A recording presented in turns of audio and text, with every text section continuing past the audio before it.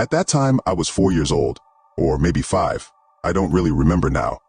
At that time, my father's parents still had a small summer cottage.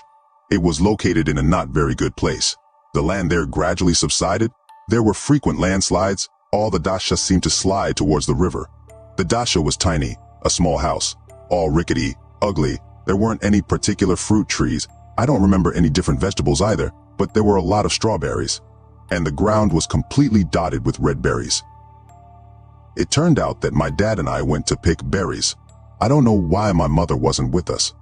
I remember that it was very sunny. Although usually the summer weather only spoils us with rain and cold winds, we don't seem to live in the north, in the Volga region. But for a good part of the summer, we wrap ourselves in jackets against the cold. Dad took the bucket and went to the bottom of the dacha. Due to the displaced soil, the area seemed to be tilted. I stayed at the house. The house was unremarkable. A dried-out porch. You open the front door and you find yourself in the summer kitchen, where there was a plastic bear cub lying around. I was hovering around the house, spinning around, and decided to play inside. I pass the porch, go into the kitchen and see a door there. An ordinary one, with an unremarkable handle, and from behind her comes such a booming, ringing female laughter. And you can clearly hear that not one person is laughing, but several. I was curious, and, while my dad was picking berries, I decided to see what was what. Suddenly, one of our relatives is already there, waiting for us for a long time, but we arrived and didn't think to say hello. I pulled the door open and what I see is that I gasped. Large, spacious, bright room with white walls and ceiling. The windows are huge, from ceiling to floor. They have snow-white curtains and hang down to the floor. I look at all this and notice that at a distance, in the depths of light and whiteness, there is a large bed covered with white linen, and 3 girls are sitting on it. Everything is in white, only the hair is long and dark. They talk, laugh, and it's so contagious that I'm already smiling myself. They saw me, smiled, and began calling me over, and then my dad called me from the street. I waved to these girls.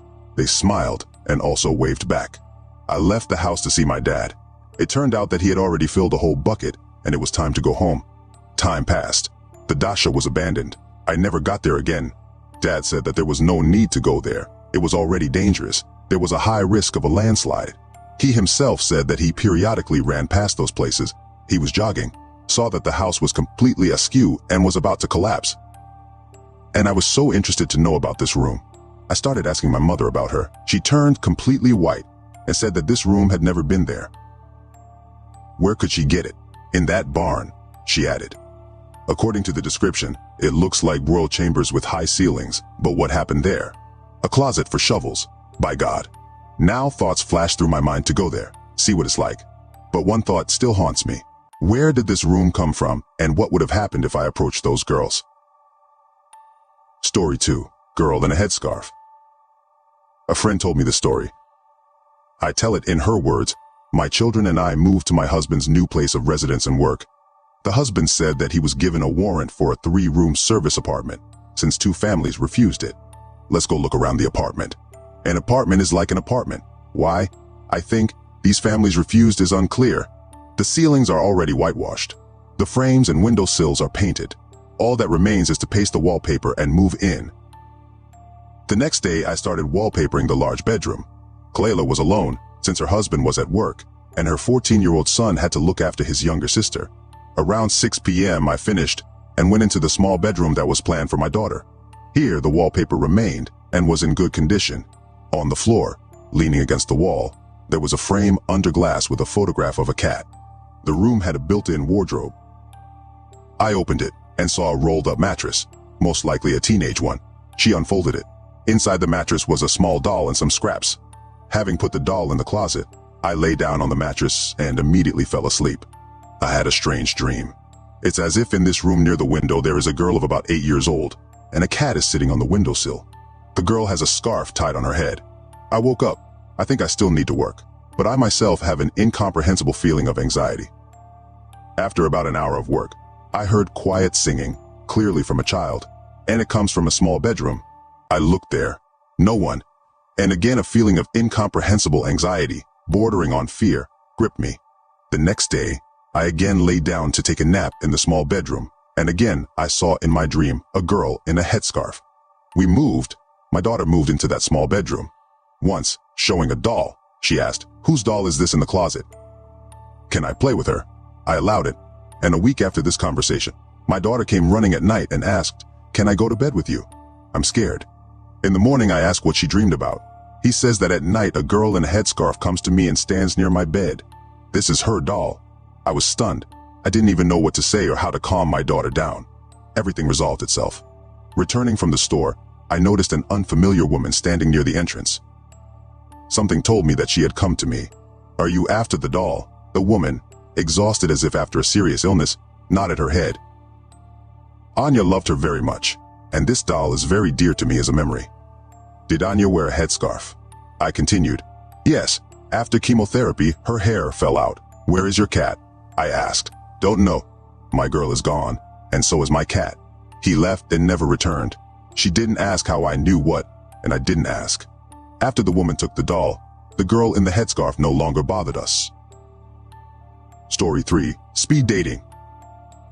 At the age of 30, I was still single. My mother kept asking me when I would find a good girl and calm down. I assured her it was only a matter of time, but I knew that was a lie. I haven't had a single date for 6 months. All my friends were already married, and some even had children. I started to feel left out. That's why I decided to try speed dating. This event was held in our trendy bar in the city center. I put on my best suit and shirt, splashed cologne on my neck and left the house. As I walked into the bar, trying to project confidence, I was surprised to see how many people were there. Along with me, I counted 21 men and 21 women. The host of the evening explained the rules of speed dating. The women were seated at different tables, and the men had to move from table to table, talking to each woman for 3 minutes. When the bell rang, it meant the 3 minutes were up, and it was time to move to another table. When everyone was ready, the bell rang and the speed date began. The first girl I sat with was 21, too young for me. The second one was about 40, too old for me. The third woman turned out to be a real ugly woman, and the fourth woman smelled disgusting. The fifth woman seemed nice until she said she was divorced and had 5 children. The sixth mentioned that she had problems with drugs, and the seventh had a strange head shape. I began to lose hope that the perfect option would come my way. The eighth lady was very fat, and sweat was running down her face. The ninth had false teeth that fell out when she started talking, and the 10th was too skinny. 11 did not speak English. The 12th had a flattened nose, making her look like a pig. 13 farted throughout our conversation, and 14 just looked at me without saying a word. When she stood up, I noticed that she only had one leg, and she was leaning on a stick. I was glad when the bell rang and I was able to move on. The 15th woman had a terrible rash all over her body. I made the 16th lady laugh so hard that when she laughed, drool flew out of her mouth all over the table. 17 seemed okay, but she was constantly sniffling. 18 was attractive, but she had a crippled arm. 19 was in a wheelchair. When I approached the 20th woman, I threw up my hands in despair. She was so drunk that she sat back in her chair and snored, already thinking that it was time for me to go home. I sat down opposite the last young lady. She was one of the most beautiful women I have ever seen. She had long, curly, black hair, bright, green eyes, and a sweet smile. She was dressed all in black, but had a bright personality. She laughed at all my jokes. Her name was Karen and she was 28 years old. She said that she was a nurse by profession, but was not working at the moment. She was married and had 2 children, but after her children died of cancer, her husband left her. I immediately sympathized with Karen and praised her for remaining optimistic after the tragedy that had befallen her. We chatted all evening and couldn't stop. When it was time to leave, I asked her for her phone number and we agreed to meet the next evening. I could not believe it. I finally managed to meet a beautiful woman.